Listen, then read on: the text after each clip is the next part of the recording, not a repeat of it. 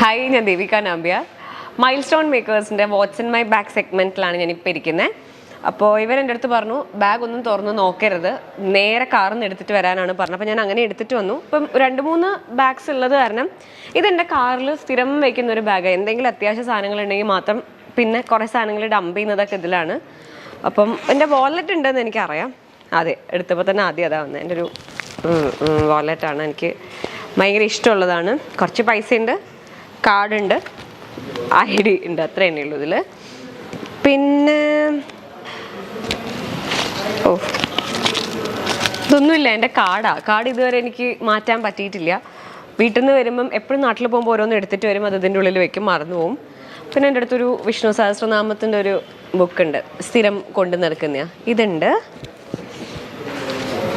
പിന്നെ നമ്മളെപ്പോഴും വേണ്ട ഇത് വേണം എന്ന് പറഞ്ഞിട്ട് മാസ്ക് കൊണ്ട് നടക്കും. കാരണം ലിപ്സ്റ്റിക് ഒക്കെ ഇട്ട് പോകുന്നതുകൊണ്ടേ ഒരു മാസ്ക് ഇട്ട് കഴിഞ്ഞാൽ അടുത്ത അപ്പം തന്നെ ലിപ്സ്റ്റിക് ആവും. അപ്പോൾ അത് കാരണം മാസ്ക് കുറച്ചിട്ട് നടക്കും, ടിഷ്യൂ കൊണ്ട് നടക്കും. പിന്നെ പെന്ന്, ഇത്രയൊക്കെ തന്നെയുള്ളൂ ഈശ്വര, ഇതിൽ തീരുന്നു. കുറേ ടിഷ്യൂ ഉണ്ട്, അതുകൊണ്ട് ഞാനത് എടുത്ത് കാണിക്കുന്നില്ല. അപ്പോൾ നിങ്ങൾ വിചാരിക്കും എന്തൊക്കെയാണ് ഇതൊരു കുപ്പത്തൊട്ടി ആയിട്ടാണോ കണ്ടിരിക്കുന്നതെന്ന്. ഒരിക്കലും അല്ല. ഞാൻ എന്നും വിചാരിക്കും കുപ്പത്തൊട്ടി ആക്കരുത് ഇത്. എന്തിനപ്പം എനിക്ക് ജലദോഷമായിരുന്നു, അപ്പം എൻ്റെ ടിഷ്യൂ തീരാനാണെങ്കിൽ ഉള്ളതാണ് ഞാൻ ടവലെടുത്ത് വെച്ചത്. ഒന്നും വിചാരിക്കരുത്, ടിഷ്യൂ മൊത്തം തീർന്നു പോവാ. പിന്നെ അടുത്തെന്താ എനിക്കെന്നെ നാണക്കേട്. ഫോൺ, എൻ്റെ ബാഗ് നോക്കുമ്പോൾ എനിക്കെന്നെ സങ്കടം. ഇതിപ്പോൾ എന്താ സാധനം? കിസ്നെയാണ്.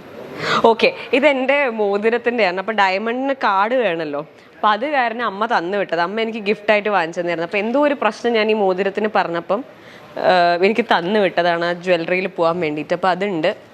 ഞാൻ പറഞ്ഞില്ലേ ഒന്നും മാറ്റിക്കയറില്ല ഇതിൻ്റെ അകത്തുനിന്ന്. പാഡ്,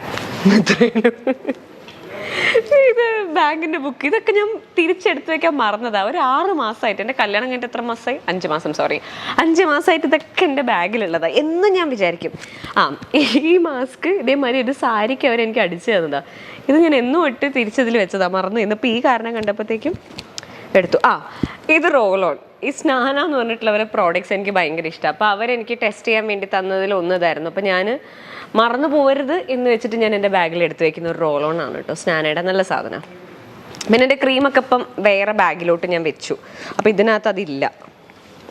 പിന്നെ പെന്നൊക്കെ തന്നെയുള്ളൂ. പിന്നെ എൻ്റെ ഒരു ബ്രഷ് ഉണ്ട്. അത് പതിച്ചോ ദേവിക? പിന്നെ മൊത്തം എന്താ ക്ലിപ്പ്. ഇതെന്താ കാര്യം വെച്ച് കഴിഞ്ഞാൽ നമ്മൾ ഓരോ ദിവസം ഓരോ ഡ്രസ്സല്ലേ ഇടുക. അപ്പോൾ ഇതിൻ്റെ ഉള്ളിൽ കൈയിട്ട് കഴിഞ്ഞാൽ പലതരത്തിലുള്ള ക്ലിപ്പുകൾ. ഇത്രയൊക്കെ തന്നെയുള്ളൂ. ഇതാ ക്ലിപ്പുകളുടെ കുറച്ച് കളക്ഷൻ ഉണ്ട് ഈ ഒരു ബാഗിനകത്ത്. ഇതൊരു ലിപ് ബാം, ബോഡി ബട്ടർ. എൻ്റെ ഭയങ്കര ഡ്രൈ സ്കിന്ന്, അപ്പോൾ അത് കാരണം ഞാനിതൊന്നും എടുത്തു വെച്ചു. ഇത്രയേ ഉള്ളൂ, വേറെ ഒന്നും ഇല്ല എൻ്റെ ബാഗിൽ. ബാക്കിയൊക്കെ ഞാൻ മല്ലേ 3-4 ബാഗ് ഉള്ളത് കാരണം ഞാൻ അതിലോട്ട് മാറ്റിയത് കൊണ്ട് ഇത്രയൊക്കെ തന്നെ ഉള്ളൂ. അത്ഭുതങ്ങളൊന്നും കാണിക്കാനില്ല, സോറി. ഇത്രയേ ഉള്ളൂ.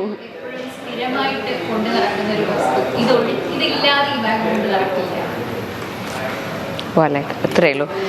ഞാൻ ബാഗ് കൊണ്ടുപോകാൻ നടക്കുന്ന ആളല്ല, എനിക്ക് ആകെ വാലറ്റ് മാത്രമേ ഉള്ളൂ. അപ്പോൾ കല്യാണം കഴിഞ്ഞത് കാരണം മൂപ്പരൊക്കെ നോക്കിക്കോളല്ലോ എന്ന് വെച്ചിട്ട് ഞാൻ അതും കൊണ്ടുകൊടുക്കില്ല. കാരണം എടുത്തു കഴിഞ്ഞാൽ ഞാൻ ചിലവാക്കണ്ടേ.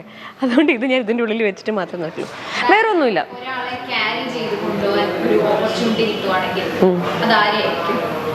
ബാഗിലോ?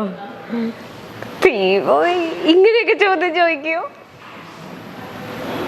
ബാഗിലൊരാളെ ക്യാരി ചെയ്ത് ഒരു വ്യക്തിയാണോ ചോദിക്കുന്നേ? ഓഫ് കോഴ്സ് മാഷിന്. വേറെ ഭാഗ്യം സത്യം കാര്യം, വേറെ നമുക്ക് നിവൃത്തിയില്ലല്ലോ, വേറെ ആരെ പേരും പറയാൻ പറ്റില്ല. അതുകൊണ്ട് മാഷ്. ഇനി ഉണ്ടോ ചില ചോദ്യങ്ങളും? ഇല്ല. Thank you. അപ്പൊ ഇത്രയൊക്കെ ഉള്ളൂ എൻ്റെ ഇതിൽ. അയ്യോ, താങ്ക് യു. വിജയ് മാധവ് എന്ന ഗായകനും ദീപിക നമ്പ്യാർ എന്ന നടിയും ഇപ്പോൾ യൂട്യൂബ് ബ്ലോഗേഴ്സ് എന്ന നിലയിലാണ് അറിയപ്പെടുന്നത്. വിവാഹത്തിന് ശേഷം എല്ലാ വിശേഷങ്ങളും ഇരുവരും തങ്ങളുടെ യൂട്യൂബ് ചാനലിലൂടെ പങ്കുവയ്ക്കാറുമുണ്ട്. ഏറ്റവും ഒടുവിൽ 2ാമത്തെ കുഞ്ഞിന് പേരിട്ടതും അത് വലിയ ചർച്ചയായതും അതിന് വിശദീകരണവുമായി ഇരുവരും വന്നതും എല്ലാം ശ്രദ്ധേയമായിരുന്നു. ആദ്യത്തെ കുട്ടി ആൺകുട്ടിയാണ്. ആത്മജ എന്നാണ് മകന്റെ പേര്. 2ാമത് പിറന്ന പെൺകുഞ്ഞിന് ഓം പരമാത്മ എന്നാണ് പേരിട്ടിരിക്കുന്നത്. അതിന്റെ പേരിലായിരുന്നു വിമർശനം. ആ പേരിടാനുണ്ടായ സാഹചര്യത്തെക്കുറിച്ചും തങ്ങൾ അത് രണ്ടുപേരും അംഗീകരിക്കുന്നതിനെ കുറിച്ചും വിശദീകരിച്ചുകൊണ്ട് അതുമായി ബന്ധപ്പെട്ട വിമർശനങ്ങളെല്ലാം വിജയ് മാധവും ദേവികയും അവസാനിപ്പിച്ചതാണ്. അതിനുശേഷം കുഞ്ഞിന്റെ ഫേസ് റിവീലിംഗ് വീഡിയോയുമായി ഇരുവരും എത്തിയിരുന്നു. 28 കെട്ടിന് മുഖം എല്ലാവരെയും കാണിക്കാമെന്നാണ് കരുതിയിരുന്നത്. പക്ഷെ എല്ലാവരും ചോദിച്ചു തുടങ്ങിയപ്പോൾ ഇനി താമസിപ്പിക്കണ്ട എന്ന് കരുതി. താൻ എന്തിനാണ് എല്ലാം യൂട്യൂബിൽ ഇടുന്നത് എന്ന് ചോദിച്ചാൽ, ഞാൻ നിങ്ങളുടെ സബ്സ്ക്രൈബേഴ്സിനെ നമ്മളുടെ ഒരു കുടുംബത്തെ പോലെ തന്നെയാണ് കാണുന്നത് എന്നാണ് വിജയ് പറയുന്നത്. അതേസമയം വിജയ് പോലെ തന്നെയാണ് ഭാര്യ ദേവികയും എന്നാണ് ഇപ്പോൾ ചില ഇന്റർവ്യൂകൾ ശരിവെക്കുന്നത്. കാരണം ആദ്യമൊക്കെ വിജയ് ഒരു ആത്മീയതയിലേക്കുള്ള ആളാണെന്നും ദേവിക അതിലോട്ട് എത്തിയതാണ് എന്നുമുള്ള തരത്തിൽ ആരാധകരൊക്കെ പറയുന്നുണ്ടായിരുന്നു.